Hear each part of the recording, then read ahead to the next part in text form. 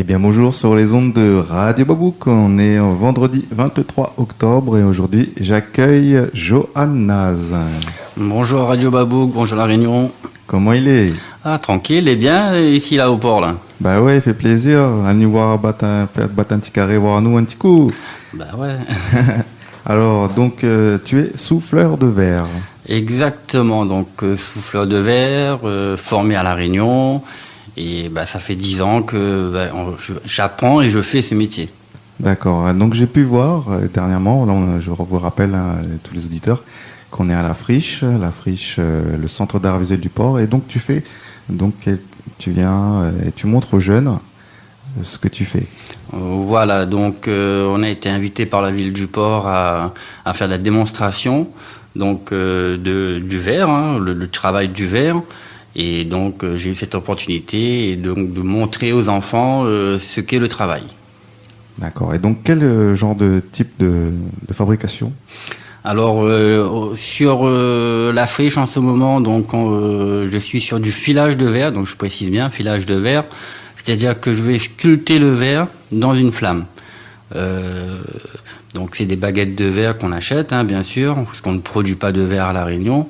Et ces baguettes de verre, donc dans la flamme, je vais faire des petits objets, des petites tortues, des chats, des fleurs, voilà. Tout ça pour montrer aux enfants ce qu'on peut faire avec du verre. D'accord. Et donc c'est quoi la machine que tu utilises concrètement? Alors pour faire du filage, il faut pas beaucoup de matériel, hein, on va dire ça comme ça. Des outils, bien sûr, donc pour manipuler le verre. Et pour chauffer le verre, donc il faut un chalumeau, du gaz et de l'air sous pression pour avoir un peu plus d'oxygène, on va dire. D'accord. Et donc tu fais ça par le biais d'une association? Voilà, donc moi je fais partie de l'association Glass Art Studio, donc, qui est basée à l'Hermitage. Et donc cette association a pour but donc, d'aider les verriers. Donc je dis bien les verriers parce qu'il y a plusieurs types de métiers dans le verre. Donc nous on est là pour aider les verriers à se rencontrer, à promouvoir le verre à La Réunion. Et les jeunes, comment ils kiffent ça? Comment le retour que tu as? Le retour est toujours positif, hein. Un enfant, quand il voit une flamme, déjà, donc il est en émerveillement. Et le fait de voir donc du verre en mouvement, qui bouge, qui se transforme, alors là, ils sont éblouis. Ah oui, moi j'ai vu. Hein. Au début, quand ils arrivent dans la friche, ils bougent dans tous les sens, ils voient l'exposition actuelle, Terre et Verre, et puis ils arrivent vers toi, j'ai vu tout de suite, ça se calme direct. Ça se calme. Hein. Et c'est l'effet que le verre fait sur les gens en général, hein, parce que c'est quand même assez impressionnant, donc de travailler avec la flamme. Il n'y a pas beaucoup de métiers où on travaille avec la flamme comme ça. Et là, le fait de voir cette transformation immédiate, parce que nous, on travaille dans l'instant, on n'est pas comme un sculpteur de bois ou de pierre, il va pouvoir prendre son temps, revenir sur la matière. Nous, quand on travaille le verre, on le travaille dans l'immédiat et on le finit. Et alors, ce sont des petits objets que tu nous fabriques? Oui, alors ces petits objets, donc là, on est dans la décoration de maison, ou un petit objet de décoration, mais on peut faire des gros objets aussi. Parce que, comme je dis souvent, plus on a du gros matériel, plus on fait des gros objets, tout simplement. D'accord. Et ça fait combien d'années que tu opères dans ce domaine? Alors, donc moi, ça fait déjà 10 ans que j'apprends ce métier, que je fais ce métier. J'ai eu la chance de faire cette formation à La Réunion, par le biais du CFA. Et donc, ils ont fait venir un maître verrier à La Réunion qui est venu nous former. D'accord. Et donc, il est venu vous former directement de métropole, c'est ça? Tout à fait. Donc, c'est le CFA qui l'a fait venir à La Réunion. Parce qu'il n'y a pas de souffleur de verre à La Réunion, hein, tout simplement. D'accord. Et donc, lui, il est venu pendant 10 mois pour nous former. À la base, donc, il est venu nous former pour faire du filage au chalumeau. C'est ce que je fais en ce moment à la friche. Faire du thermoformage. Donc, c'est encore une autre technique, c'est encore un autre métier, on va dire, entre guillemets. Et avec plein de petites techniques comme ça. Mais le soufflage à la canne, on n'avait pas le matériel nécessaire au CFA. Donc, lui et moi, et un autre ami, on s'est mis ensemble pour fabriquer un four, pour pouvoir souffler le verre à La Réunion. Et c'est à l'Hermitage, ça? Voilà, c'est à l'Hermitage. D'accord. Et donc, du coup, ça a déboulé sur un diplôme Alors, au niveau du CFA? Comment non, ça s'est passé? non, alors, moi, j'ai pas eu de diplôme ou de certificat ou quoi que ce soit. Je suis parti un peu avant. J'expliquerai pas les raisons. Mais donc, du coup, non, j'ai pas de diplôme. Donc, moi, je sais que je suis souffleur de verre parce que je sais le faire. Je prétends pas plus que ça, mais j'ai pas de diplôme. Et c'est vrai que j'aurais aimé avoir quand même ce diplôme qui permet, entre guillemets, d'avoir un titre, hein, tout simplement. Oui, bien sûr. Mais sinon ça, moi, je m'estime comme souffleur de verre, comme un autre souffleur de verre. D'accord. Non, mais je comprends tout à fait cette démarche artistique. Hein. Et donc, du coup, ça faisait longtemps que tu voulais faire ça? Longtemps, Ou c'est arrivé comme ça du jour au lendemain? Alors le verre, lui, il est arrivé comme ça. Ouais. Il est arrivé comme ça. Mais c'est vrai que quand étant gamin, j'avais un peu cette fibre artistique, on va dire ça comme ça, où je voulais sculpter du bois, toucher la pierre. Mais voilà, ça se fait pas toujours. Hein. On est dans l'école, dans le travail ensuite. Et c'est justement parce que comme j'étais au chômage et cette opportunité s'est présentée, je me suis dit, c'est quoi? Pourquoi pas? J'ai essayé et je suis tout de suite tombé amoureux. Hein. C'est-à-dire que aujourd'hui, c'est mon ami, hein, le maître verrier. Aujourd'hui, il s'appelle Michael. Sa manière d'expliquer, il a rendu la chose tellement merveilleuse que ça m'a capté. Et après, quand on touche la matière, là, c'est sensuel. C'est clair.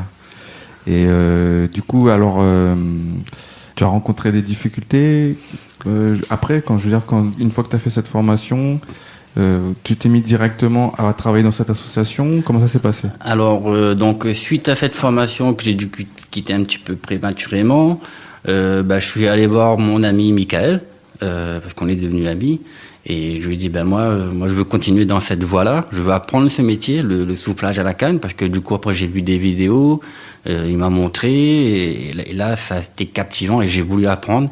Et donc, je suis allé avec lui, et on a ouvert cette association et pour pouvoir justement faire du verre. Parce que, ouvrir une entreprise d'artisanat avec zéro, c'est pas facile. Donc, on a ouvert cette association pour justement mettre en avant le verre et pouvoir, entre guillemets, travailler le verre. Voilà.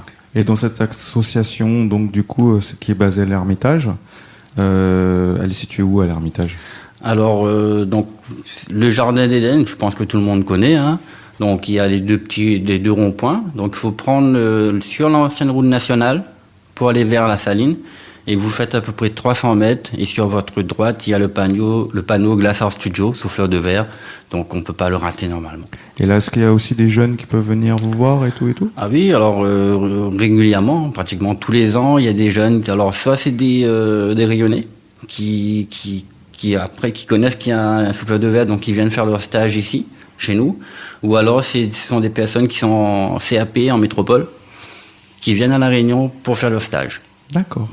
C'est génial. Ah oui, tu vois, ça c'est une petite communauté en fait, et donc on essaie de se serrer les coudes.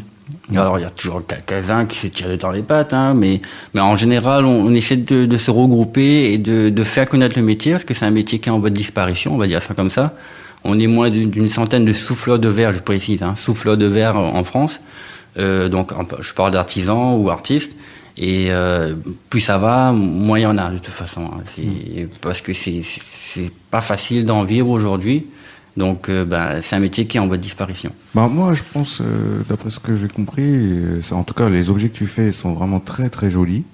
Et à mon avis c'est un monde qui est un peu méconnu. C'est-à-dire il n'y a pas beaucoup de jeunes qui savent vraiment que ça existe. Ah non, mais... parce que des objets décoratifs comme ça, je veux dire, tout le monde on pourrait en acheter. Ça, je veux dire, c'est un business qui pourrait super bien marcher. D'ailleurs, dans certains pays, en France et tout, ça marche très bien. Très bien. Donc pourquoi pas valoriser un peu plus ce genre d'activité, quoi.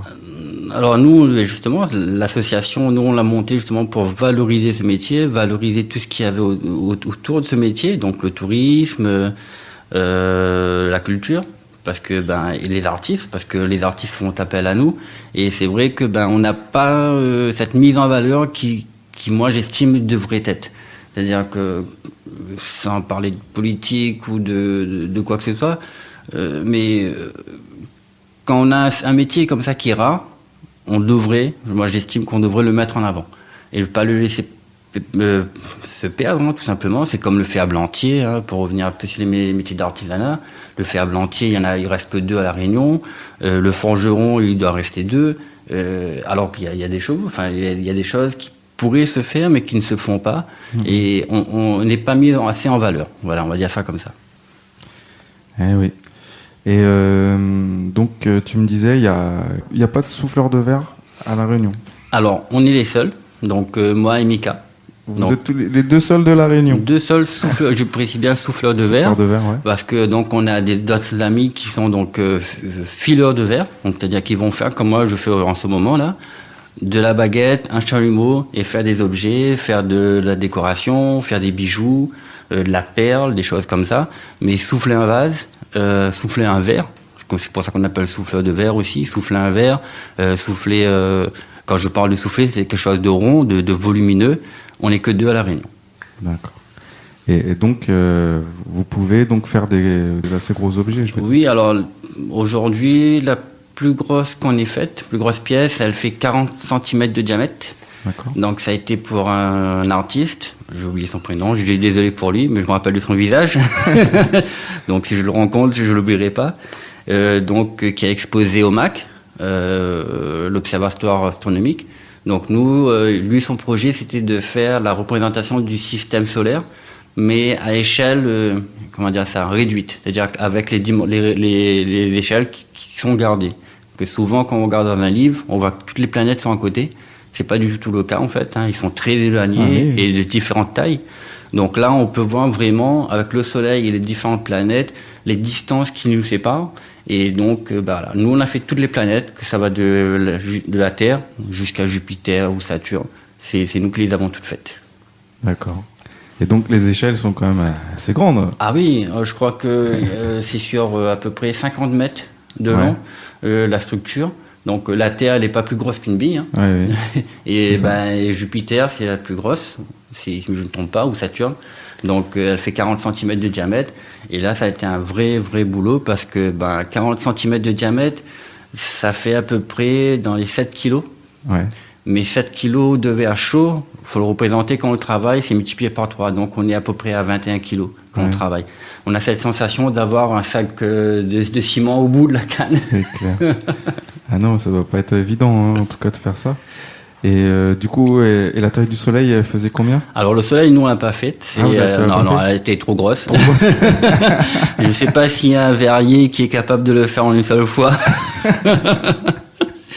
Mais non, c'était une structure en fer, il me semble, habillée de je sais pas de quoi, mais non, on peut pas la faire. Et c'est où qu'on pouvait voir ça ? Ou est-ce qu'on peut toujours voir ça ? Alors, il me semble qu'elle est toujours en place, hein, l'expo, c'est donc au MAC, à l'Observatoire. Au MAC, oui. D'accord, ok. Allez faire un tour au MAC, à l'Observatoire, et vous verrez ce qu'ils ont fait, quoi. C'est cool. Et alors, aujourd'hui, l'association, comment elle vit ? Comment ça se passe ? Est-ce que vous vendez des objets ? Alors, l'association vend des objets, donc on fabrique, hein, c'est le but quand même, c'est de fabriquer. Donc, on fabrique et on vend pour l'association. Ouais. Donc, moi, je suis bénévole de cette association, comme Mika, donc on n'en tire pas de salaire, hein, proprement dit. On a des défraiements parce que il faut mettre de l'essence, il faut acheter du gaz, des choses comme ça. Mais on peut pas retirer un salaire parce que le chiffre d'affaires, entre guillemets, hein, si on peut parler de chiffre d'affaires, il n'est pas régulier. Donc, on a un produit de base que certainement tout le monde connaît maintenant, c'est la dodo écrasée. Donc, on fait des porte-clés avec, porte-savon, plein de choses avec. Donc ça, c'était un objet utile qui se vendait bien, on va dire, entre guillemets. Mais avec la crise actuelle, pas de tourisme, pas de vente, tout simplement. Après, on a d'autres objets qu'on fait souvent pour des particuliers. Donc, quelqu'un qui vient nous voir pour un service de verre, un service de table avec moi je dis un pichet, hein, avec le pichet. Ou alors, on peut faire de la réparation ou refaire un vase ou un luminaire qui est cassé, qui date des années 60. Donc, en général, si on l'aime, on veut le garder. Alors, soit on est capable de le refaire à l'identique, C'est pas toujours le cas. Ça, on refait complètement le luminaire en essayant de respecter ce que le client veut. Voilà. Après, il y a d'autres. Ça c'est la clientèle locale, je vais dire, hein, avec bien sûr le port parfois qui fait appel à nous, donc pour des démonstrations ou pour des objets en fin d'année, pour des remises de prix, des choses comme ça. Et après, là, c'est plutôt donc avec Michael, on a parfois des ventes à l'étranger aussi. D'accord. Donc c'est souvent les Américains, les Anglais en fait, parce que Michael, lui, s'est spécialisé dans quelque chose que pas tout le monde ne fait en France en fait. D'accord. Tout simplement. Je dis bien pas qu'à La Réunion, mais en France, il est peut-être ils sont peut-être 3 ou 4 à le faire. Donc là, il s'est vraiment spécialisé et c'est à voir, et c'est à connaître. C'est génial en tout cas. Voilà, les jeunes, n'hésitez pas à aller faire un tour à côté du Jardin d'Éden et voir l'association Glass Art Studio. Est-ce que tu as un numéro de téléphone où on peut vous appeler on est sur Facebook. Sur Facebook directement, voilà, Glass Art Studio. Ouais, je pense vous qu'on cliquez trouve, dessus et hop, on vous trouve quoi. Eh ben, écoute, merci beaucoup, Johan, d'être venu nous voir. Merci Radio Babouk, merci. En tout cas, bonne continuation et vraiment, je souhaite vraiment beaucoup de belles choses parce que vraiment, c'est très joli.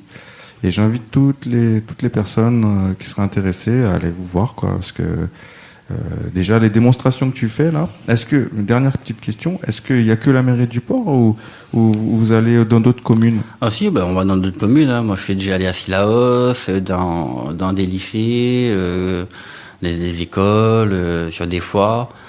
Donc non, on se déplace pour justement se faire connaître.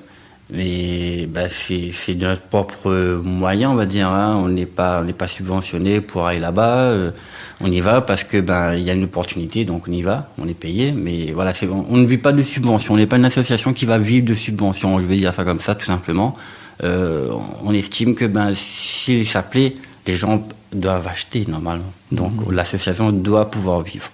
Et vous vendez dans des marchés aussi ou... Alors on fait de moins en moins parce que la conjoncture le permet pas non plus. Ouais.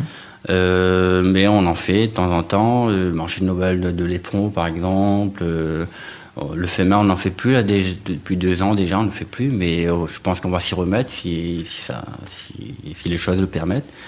Et sinon ça c'est vraiment l'atelier qu'il faut venir. Hein. On a une boutique.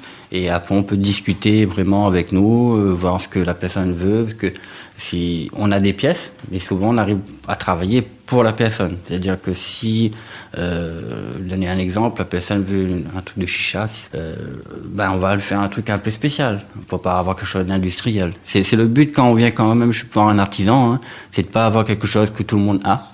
C'est d'avoir quelque chose de personnel. Et exposition, vous en faites de temps en temps? Est-ce que c'est déjà arrivé d'exposer, genre un endroit comme la Friche, par exemple, faire Alors, on en a fait une fois avec Vancatachelum, les bénéficiaires du Vancatachelum, donc où là on a présenté nos pièces, qu'on travaille également avec d'autres artisans, hein.